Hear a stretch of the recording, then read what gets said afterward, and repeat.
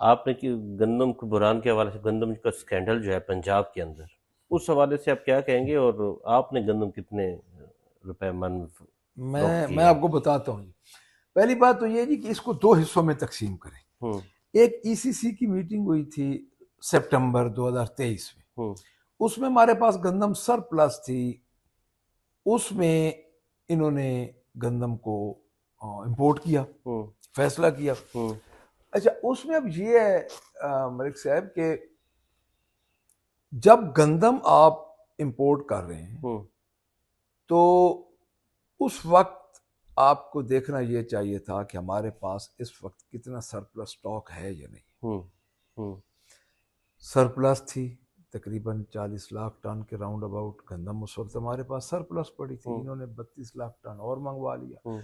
और एक और होता है कि हम्म। आप एक कैप करते हैं, हम्म। यानी हम्म। एक जो भी ईसीसी का फैसला होता है उसको हम्म। कैप किया जाता है कि अगर 20 सितंबर को उन्होंने फैसला किया है तो ये हमारा इम्प्लीमेंट करेगा 20 अक्टूबर तक या नवंबर तक। उसको कैप नहीं किया गया।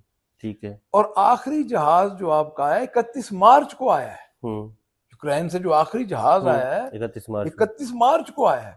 यानी वो प्योरली ये एक ऐसा फैसला था कि वो मुस्लिम लीग नून की गवर्नमेंट ने, मैं इसलिए कहूंगा, किया है हम्म। कि 9 अप्रैल से जब एक हुकूमत, ऐसी हुकूमत जो इलेक्टेड हुकूमत थी, उसको जब उन्होंने गिराया हम्म। तो वो हुकूमत के बाद आज दिन तक मुस्लिम लीग नून की हुकूमत है। हम्म। यानी उन्होंने काफी ही सारा कुछ, उनकी निगरान, यानी हर चीज निगरान गवर्नमेंट भी उनकी है। हम्म। मैं ये हम्म। समझता हूँ, हम्म। मैं क्या सारा पाकिस्तान यही हम्म। समझता है, हम्म। निगरान गवर्नमेंट उनकी। और दूसरी बात यह कि आप जितनी उनकी पॉलिसीज देख लें हम्म। मरकज की, और खसूसन पाकिस्तान तहरीक इंसाफ के खिलाफ हम्म।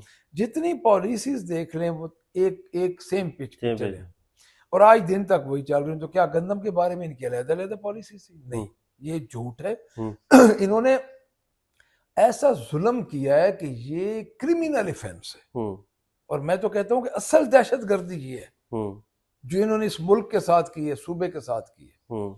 अब इसका पोजीशन ये है, मैं तो चलो जी, मैंने तो 2700-2800 रुपए गंदम में बेच रहा हूँ। अच्छा, मैं आपने खुद बेचे? मैं खुद बेच रहा हूँ। 3900 रुपये रेट है? 3900 रुपये रेट जी।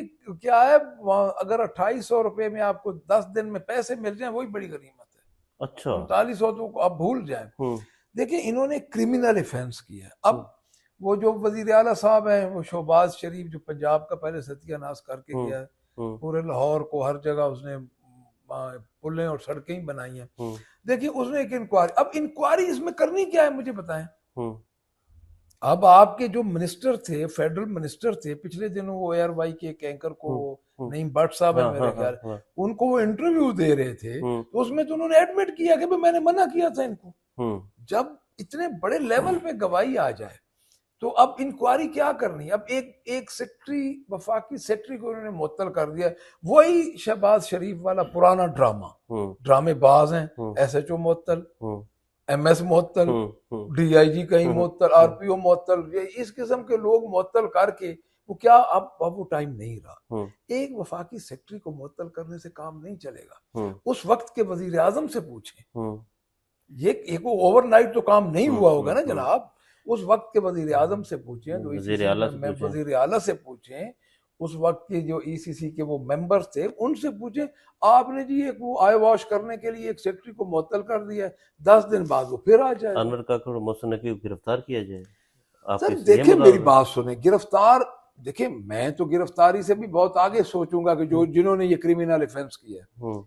उन पे ये साबित होता है तो गिरफ्तार करके सजा भी देनी चाहिए। हम्म। सिर्फ पाकिस्तान तहरीक इंसाफ के वर्कर्स को, उनके रिप्रेजेंटेटिव को, उनके लीडर्स को, हमारी देखें बात यह है कि उनको पकड़ने के लिए इनके पास हम्म। अख्तियार थे हम्म।